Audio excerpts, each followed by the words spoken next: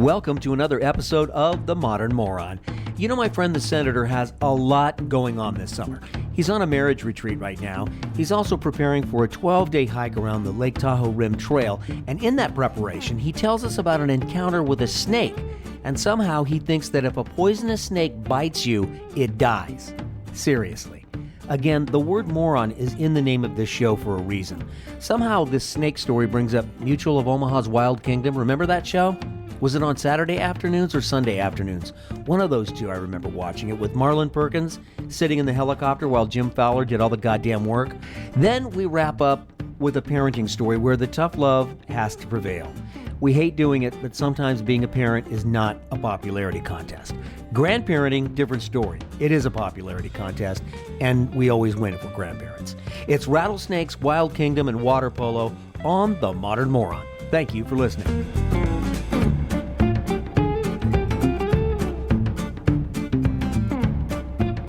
I want to talk about my hike that I went on Friday.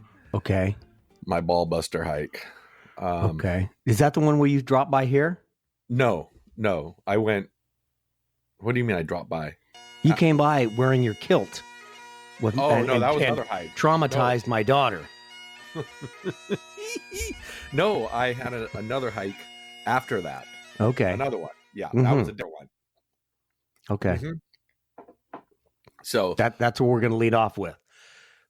Well, I want to lead off with. Oh man, what would you like to lead off with? I'm really sorry I didn't text you around 11 o'clock. I'm really sorry. Okay. All right. Just a lot going on, you know. Okay. Busy, yes, of course. You're the senator. You got a lot going on. But that doesn't relieve me of my responsibility to communicate with you. I'm a horrible communicator. I apologize. Suck. Okay. Fuck. All right. Whatever. Well. Okay. I'm trying, man. I'm trying. Okay. Good. That's all I'll ask for you. It's not easy. Okay. So you were on a hike. Yeah. So I see something about a rattlesnake here. I went on a hike on Friday. Mm-hmm. And to prepare for your big hike around the. Yes. You're going up to Lake Tahoe and all that. Yes. Business. Yeah. Tahoe Rim Trail. 168 gorgeous miles. Okay. Of forest bathing, and I can't wait. So you're on this hike. So I was doing a little training for this hike on Friday, and it was a climb. I mean, a big climb. So it's a loop. It's 14.2 miles, but it's seven, a little bit more than 7 miles up to the top of this mountain. And then 7 miles down, and it's a big loop that you do, right? And then on the way up, it's a climb. A lot of vertical. I did my little health thing, where you can do your steps, and it was about a little over 33,000 steps, but it was 240 flights of stairs that I climbed. Wow. Yeah, so it was a climb. So I get to the top. They have a little visitor center up at the top of this place, and went in, had a Gatorade.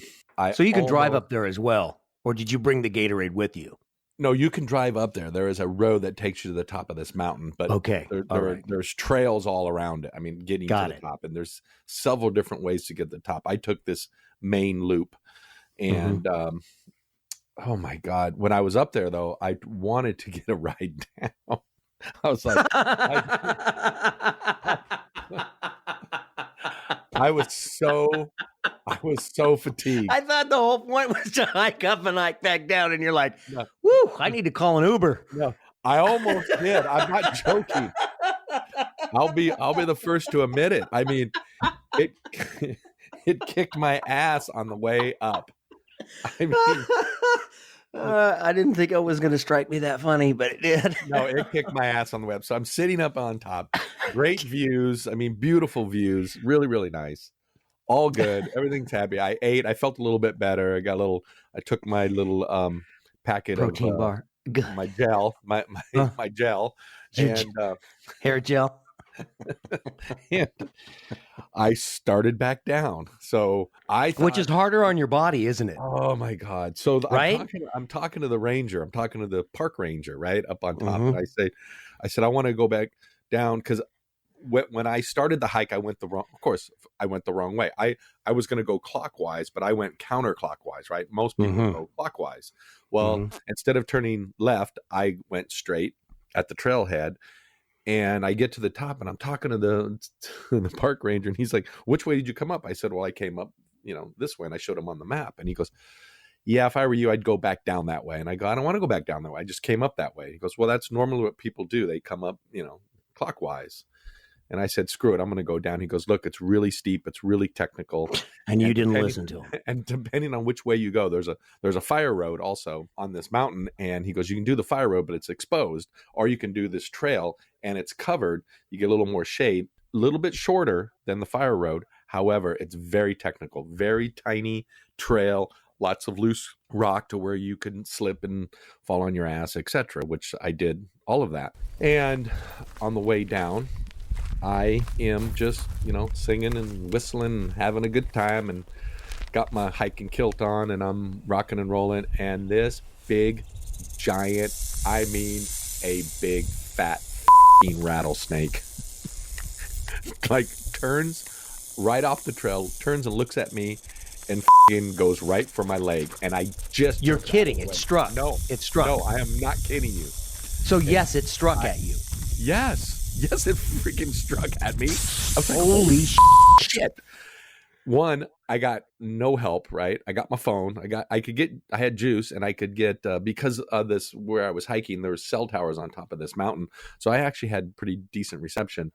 And I'm thinking, oh my God, that thing hit me. I wouldn't know. I mean, I would have known what to do, but oh my God, it was like scary and shit. Of course, as usual, I'm hiking, and there were some people around. Where on your body did it strike? Where did it go? What did it go for? It went for my shin, or not my shin, but my calf. My calf. Did I say that right? Did I f up the first word? Is it calf? My calf. CALF, calf. I don't want to get derailed by your mispronunciations. So, how close did it get? And it was rattling. It was rattling like nobody's business, right? And I had just passed, and this trail I was on is really skinny, right? So there's not a lot of room going one way or the other. And so I saw it out of the corner of my eye, and it went, and I just jumped out of the way and jumped to the other side of the trail, so to speak, which is really small. And I got past it, but oh my God, dude, it was crazy. How long would you say this snake was? Well, how do you know it was a he? Male chauvinist pig. I don't know. And it just scared the hell out of me. And I just thought, what if that thing had hit me? I mean, there's no way it's either helicopter in or, Did you have a bandana? Well, you said you knew what to do. The first thing to do is what? Tie a tourniquet above? Yeah. Did you have a bandana or something? I did. I did have a bandana, yes, because I usually wear one at my head. How would you? I can. Well, if it would have struck you in the calf, though, you could have tied the tourniquet, but you can't, unless you can get your calf to your mouth. You're not sucking out any poison, right? No, I've tried to get my calf to my mouth. You would have died on the hill. Yes, pretty much. Yeah, I would have. Not. I don't think I would have been I don't know. It was a big ass snake, man, and he was not. It just came out of nowhere. Not fooling around. Did you step over it accidentally? No, I just came upon it on the trail, and I just happened to see it out of the corner of my eye.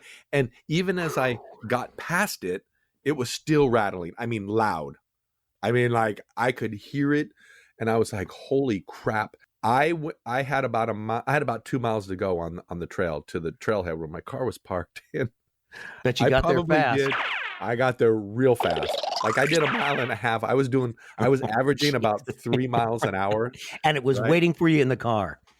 And I did 1.5 miles in about 15 minutes, man. I mean, the adrenaline must have been just going. Yeah. Wow. I just started walking as fast as I could, and I kept on going. And then, of course, I'm freaked out the whole time I'm walking because now I'm looking for, other snakes. And yeah, you're looking for a gang of snakes. And this is already after 7 hours of hiking. I'm very fatigued. I'm tired. My legs really hurt. It was hot. I was not sunburned. I had sunscreen on. I was prepared. I had tons of water. I was good. I was good with all of that. And I just kept thinking, holy crap, if I had to call 911 And then they had to locate me, right, through some GPS, GPS, whatever. And then there was only one way out of there, and that's on a gurney, man, from the helicopter. There was no way they were going to get anybody back to where I was at. It was like, I'm going straight up. Woo! That just happened on Friday. Good thing I'm looking for other hosts for this show. Well, you wouldn't have had old Senator to kick around anymore because I would have been. Well, I'm not a crook. You would have been dead. We've been doing a memorial episode. My God. One of our listeners that I'd love to have as a listener doesn't listen anyway. Wait a minute. You just said one of our listeners that you would like to have as a listener. We already doesn't listen. No, okay. Now we have to straighten out. We have to straighten that out. One of our listeners, you said that you would love to have as a listener. Do you mean as a guest? Is that what you meant to say? I would love her to listen to our podcast, and she doesn't. So they're not a listener. You have an acquaintance that you would like to have listen to the show, but they don't listen to the show. More than an acquaintance. I mean, she's my spouse, for God's sake. Oh, no, you don't want her listening to this. You don't want her to listen to this. If she heard that story about that route, because she is on me all the time. Don't hike by yourself. Don't hike by yourself, right? She also tells you not to run over the cat, too. So we know how that turned out. Mm-hmm. That wasn't me, my friend. You don't want your spouse listening to this. I think that's why I told you that story about the rattlesnake, because I know she won't listen, so it doesn't really matter. Good. However, had I had to have called her from some hospital with a big giant snake bite on my leg, or missing a leg, it was freaking crazy. Anyway, well, does that change? Does that change your preparation for, like, you know what? You do run, because you can get a snake bite kit. I remember seeing them when I was a kid. There's it's not a rubber ball, but something that you can squeeze, put it over the bite, and then when you let go of it, it will suck, presumably, the venom out of your wound. Are you going to take a snake bite kit? Not where I'm. Not good. Where I'm hiking. Good. I'm glad you learned. I'm glad you learned something from this experience. Okay, next subject. No, I'm not going to get one. No, thank you. Look, where I'm going, there's no rattlesnakes. It's too high. The elevation is too high. Okay. It's too high. All right. Yeah. And do you know? Does anybody know? Can one of our listeners call in, please? And okay, this is a podcast. Go ahead. When a snake bites, when a rattlesnake bites you, does it strike and let go, or does it just hang on? And it still survives, right? I don't know. I mean, does it die? Well, of course it survives. That's how it kills its prey as well. It doesn't. It's not like a bee. Yeah, I'm thinking if it's like a little bumblebee. No, it's not like a bee. It bites a rat or a mouse or a rabbit, kills it, and then swallows it. Are you kidding me? Don't you watch Mutual of Omaha's Wild Kingdom with Mutual of Omaha's Wild Kingdom? What was that dude's name? Marlon Perkins. Marlon Perkins. Hello. I just pulled that out of my ass. Well, what else is up Welcome to Mutual of Omaha's Wild Kingdom. You actually contributed somebody to the show, and it was up your Jim ass. Fowler and I have seen many strange animals. Okay. Should we move on to another subject? I'm glad you're okay. Just so okay. You know. You know what? Since we're on the tail end, that would be almost half the episode. I might as well tell a little story, and I can use it as a part 2. Well, I'm just telling you, had the shit out of me. It scared the shit out of me, just for the record. Okay. Let's talk about it some more. Can you please stop talking? Are you okay now? Are you afraid that there's a snake under your desk? No. No. There's no snake under my desk. Okay. So anyway, go ahead. Sorry, okay. Go. Sorry. A couple of weeks ago, I had a parenting moment. I'm trying to get my daughter to learn how to swim more proficiently. Like, she doesn't know how to swim well. She doesn't like boats, and I know she doesn't like boats because she doesn't feel confident swimming. So I want her to feel comfortable swimming in a lake, swimming in the ocean, swimming in a pool, all that stuff. You got to learn how to swim well. So her mother signs her up for a water polo clinic. And she's like, okay, because her friend is going to do it. So she goes to the first day. I have to drive way out to this high school that has a very nice swimming facility. And we're waiting. They're gonna. It's just a 1 day, actually a 1 hour clinic to see if they like it. So she's ready to go. All the kids line up, and the coach comes over and says, "Okay, we're gonna start by getting warmed up. I want you to all take a lap, freestyle, out to the rope and back. Ready? Everybody go! Boom! All the kids dive in. All of them competent swimmers, and now they're gonna try water polo. Everybody dives in except my daughter." She's standing there frozen, looking at me, crying, I can't. I want, because all these kids are like, they know how to swim well. So she walks, I start walking towards her. I'm with all the parents. She's walking around the corner. Daddy, please don't make me. I can't do it. I just can't. I can't do it. I can't. Please, I'll take anything. You can ground me for 5 straight months. Yeah. What? And I said, hey, you haven't even tried. Get over there and get in that pool and start swimming. And the coach starts to walk over. One of the assistants, a great, very nice girl. She's one of the coaches, goes to college. She's home for the summer, and she's, earning money probably coaching water polo. So she's like, I'll do anything. I can't do it. And I said, no, get over there and swim. Get in that pool and at least try. And so I was not very popular. Wait. So she goes around, watching this, gets in the pool, monitoring the situation. Monitoring what situation? Monitoring me to see if I pick my kid up and throw her in the pool.